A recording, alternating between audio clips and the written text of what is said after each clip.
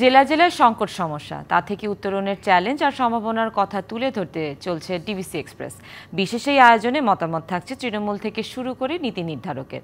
DBC express আজ সারাদিন আছে ঢাকা জেলায়। ডিবিসি নিউজের বিশেষ আয়োজন ডিবিসি এক্সপ্রেস আজ সারাদিন আছে ঢাকা জেলার এই দুহার উপজেলায়। সেখানে যে জয়পাড়া বাজারটি আছে সেই বাজার নিয়ে সাধারণ ব্যবসায়ী যারা আছেন তাদের ভোগান্তির আসলে শেষ নেই, সেই বিষয়গুলো তুলে ধরার চেষ্টা করব। আমার সঙ্গে এই মুহূর্তে যুক্ত আছেন এই জয়পাড়া বাজারে যে ব্যবসায়ী বা নেতৃবৃন্দ যারা আছেন তারা উপস্থিত রয়েছেন এবং কী কী ভোগান্তিতে পড়তে হচ্ছে বা কতটা ক্ষতি হচ্ছে তাদের ব্যবসায়িক ক্ষেত্রে সেই বিষয়গুলো আসলে তুলে ধরার চেষ্টা করব। আপনাদের ডিবিসি এক্সপ্রেসে আপনাদেরকে সকলকেই স্বাগত। শুরুতে একটু জানতে চাই আপনাদের এই জয়পাড়া বাজার বা ব্যবসায়িক যে কেন্দ্রবিন্দু বলা হয় মূলত, সেটা যদি আসলে আপনারা কতটা ক্ষতিগ্রস্ত হচ্ছেন বা কোনো ধরনের ভোগান্তি আছে কিনা। বিসমিল্লাহির রহমানির রহিম। ডিবিসি নিউজ সংবাদকে ধন্যবাদ জানাচ্ছি যে আমি আজকে এখানে দাঁড়িয়ে সংবাদ পরিবেশন করতে পারতেছি। তবে বিগত দিনে যে সমস্যাগুলি ছিল আমাদের বাজারে এখনও সে আছে, সেটা হলো আমাদের সবচেয়ে বড় সুনামধন্য দুহারের মধ্যে একটি বাজার। সেই বাজারে এখনও আপনার যে ব্রিজটা আছে 50 বছর আগে হয়েছে, কিন্তু বিগত সরকারের আমলে 15 বছর একে ধারে ক্ষমতায় থাকা অবস্থায়ও যেই সংসদ সদস্য ছিলেন সে কখনো এই ব্যাপারটা নিয়ে কথাও বলেননি। এখনও ভোগান্তিতে আছে। এই বাজারে গাড়ি এবং কোনো কিছু চলাফেরা করতে পারে না, মানুষ পায়ে হেঁটে চলাফেরা করে। এই ব্রিজটা যদি সংস্কার করা হয় তাহলে প্রত্যেকটা ব্যবসায়ীদের কাজ করতে সুবিধা হয় এবং এপার ওপারের কাস্টমাররা আসতে পারে। এই বাজারে আসতে অনেকটা সমস্যা হচ্ছে। আর এই বাজারের এই ব্রিজটা যদি নির্মাণ করা হয় তাহলে আমাদের ভোগান্তি অনেকটাই লাঘব হবে, ব্যবসায়িকভাবে আপনারা লাভবান হব। আর এমনি যারা ব্যবসায়ী আছেন বিগত দিনে যে অনেক ব্যবসায়ী ক্ষতিগ্রস্ত হয়েছেন, 15 বছরে যে কথাটা বলতে পারেননি, এখন স্বাধীনভাবে এদেশে কথা বলার অধিকার ফিরে পেয়েছে।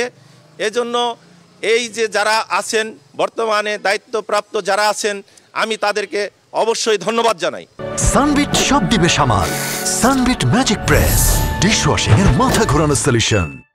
ধন্যবাদ। আমি একটু জানতে চাই কি ধরনের ভোগান্তি পড়তে হয় ব্যবসায়িক ক্ষেত্রে, বিশেষ করে এই যে সরু রাস্তা আমরা দেখেছি, যানজটের চিত্র দেখেছি এই জায়গাটিতে, আর কিভাবে আসলে ভালো হলে আপনারা লাভবান হবেন ব্যবসায়ী। ধন্যবাদ ডিবিসি নিউজ। বিসমিল্লাহির রহমানির রহিম। আমার সভাপতি বলে গেছে জয়পাড়া বাজারের ব্রিজটা সংকটের কথা। এই ব্রিজটা খুবই খারাপ অবস্থা, যে কোনো সময় ধসে পড়তে পারে। অতি শীঘ্রই এটা সংস্কার করা দরকার, জরুরি। আর বাজারে বেশ কিছু সমস্যা আছে। এই বাজারটা 100 বছরের ঐতিহ্যবাহী বাজার। এই বাজারটা আগে কিছু ছিল, আপনার তোহা বাজার করছে, যেটা আপনার সেট করছিল কৃষকদের জন্য এবং শস্য বিক্রি করে যারা রোদ বৃষ্টিতে না ভিজে তাদের জন্য সেট করা হয়েছিল। সেই সেটগুলি বিগত সরকারের আমলে, স্বৈরাচার সরকারের আমলে তা একটা সিন্ডিকেট ওগুলারে রুম করে ওগুলি ভাড়া দিত, সেই ভাড়াগুলি তারা খাইতো অবৈধভাবে। ঠিক আছে, এখনও বর্তমানে একটা সিন্ডিকেট চাচ্ছে এটারে তারা ভাড়া খাবে। আমাদের দাবি এই জিনিসগুলি যাতে উন্মুক্ত হয়ে যায়, আগের রূপে ফিরে আসে জয়পাড়া। আপনার কাছে আর কি মনে হয় কি সমস্যা আছে? আমাদের মূল সমস্যা হচ্ছে দুইটা বাজার, মানে সারা দুয়ার থানা সবচেয়ে বড় বাজার হলো আমাদের এই জয়পাড়া বাজারটা। এই বাজারটা আসার জন্য যে ব্রিজটা আমাদের সবচেয়ে ক্ষতিগ্রস্ত হয়ে রয়েছে। ইপার বাজার আমরা যাইতে পারে না, শুধু পাহাড়টা চলে, কোনো মাল। ব্রিজটা ঠিক হলে আমরা চাই নতুন ব্রিজ একটা। ধন্যবাদ। আমি একটু জানতে চাই, শেষ প্রশ্ন রাখতে চাই, ছোট করে উত্তর দেবেন। আর কি তারা তো ব্রিজের কথা বলছেন, আর কি? বিসমিল্লাহির রহমানির রহিম। ধন্যবাদ ডিএনসিবি সাংবাদিক সম্মেলনের। এখন আমার কথাটা হইল যে বাজারের পরিস্থিতি খুবই খারাপ। সাধারণ জনগণ এই জায়গায় এসে ঠিকমতো বাজার করতে পারে না, রাস্তাঘাটের সংকট, সেই গাড়িগুলির জন্য চলাফেরা করতে পারে না, কারণ গাড়িগুলো যে চলবে সেরকম কোনো ব্যবস্থা নেই। তো ওই ব্রিজটা খুব করুণ অবস্থা। তো ব্রিজটা যদি নতুন করে নির্মাণ করা হয় সেভাবে আপনারা লাভবান হইব এবং বাইপাসের একটা রাস্তার দরকার। অবশ্যই।